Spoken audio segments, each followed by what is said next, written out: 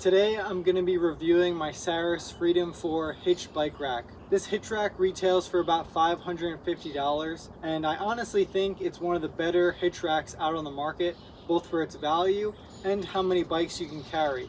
This being a 4-bike version with a 2-inch hitch, I'm able to fit 4 bikes on here pretty easily. And when you are trying to fit 4 bikes on here, you got to keep in mind the first 2 trays can carry 60-pound bikes each, and then the 3rd and 4th can carry 35-pound bikes. The whole system is rated to 48-inch wheelbase bikes, which honestly there are probably many mountain bikes out there at this point in the large and extra large sizes that kind of exceed that, but I think my bikes are alright. And then it actually says that the tire scoops are rated for 2.25-inch tires, but I've had easily 2.8s in here, and yeah, it might not sit super snugly, but it still works. You just might want to buy the longer ratchet straps so that you get more coverage over your tires.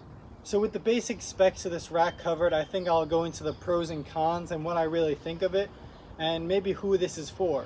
So one of the pros is I never feel like I'm afraid my bike is going to fall off.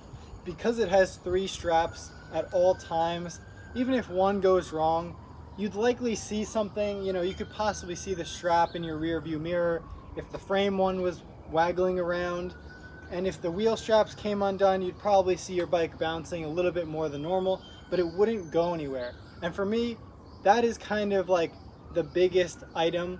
The fact that I can drive places and have that peace of mind is super important. And even with the higher end racks that cost $1,000, if one thing fails, your bike is on the highway, and it's just as simple as that.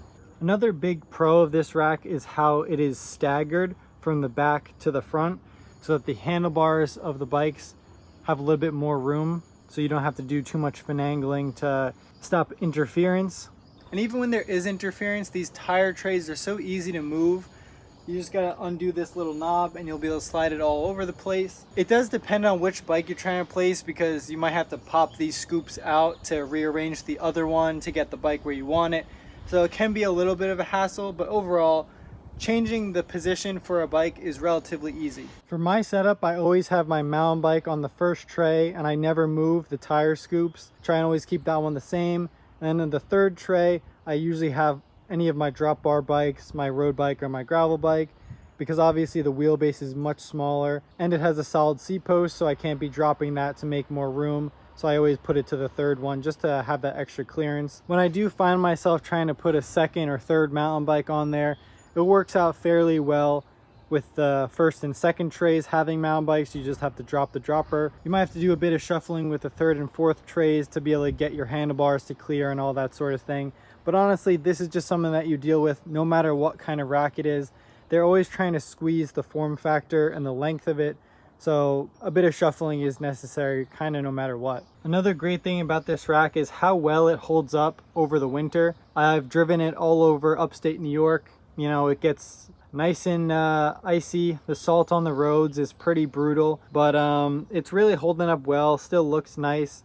It has a good finish to it. The only thing that usually shows some wear over the winter is this pin. When you pull it out and you're gonna lift the hitch up to its vertical position, it gets pretty sticky over here. So every season I usually hit it with some WD-40 and kind of lift it up and down a bunch of times to kind of get some of that grit out, and then it feels super smooth again. So just a little bit of maintenance to keep it feeling nice and smooth. I also have this extra plate here that screws in to give the hitch itself a bit more support, which really makes this thing feel sturdy, and I would highly recommend it. As well as the Saris lock. Depending on which hitch rack you buy at the cheaper end of the spectrum, they might not come with a lock itself. And for me, I leave this on my car at all times and it's always locked, and I've never had an issue with it. It's super easy lock to use. I've seen some other locks on like Kuats where it's just a loose dangling like Allen key practically that the lock goes onto, and it's just always rattling around. And I couldn't believe it when I installed that. It was like, how could you pay $800+ and your own lock is like rattling around like it doesn't even fit the thing? Something that's been a bit tricky for me with this rack is always having the frame scoop close to my bottle cage, and I have to like feed it through the bottle cage itself to get it to wrap around, which probably isn't the best, but it always works out fine.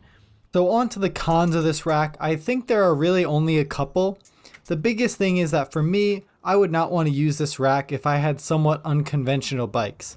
Even though it is rated for some e-bike use on the first 2 trays with longer straps, the frame cups are not really meant for a bike with such a big down tube.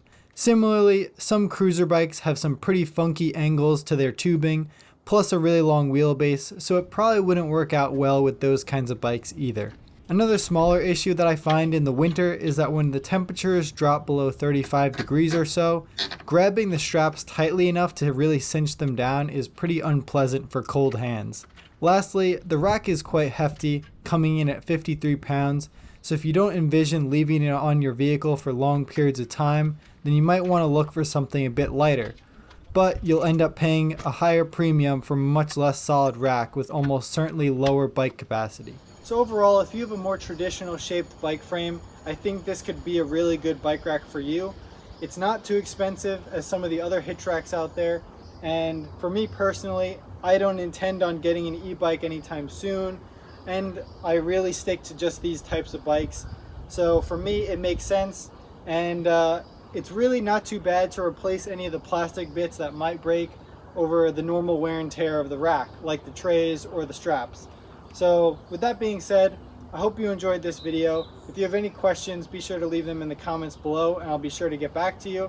And remember, stay venturing, my friends.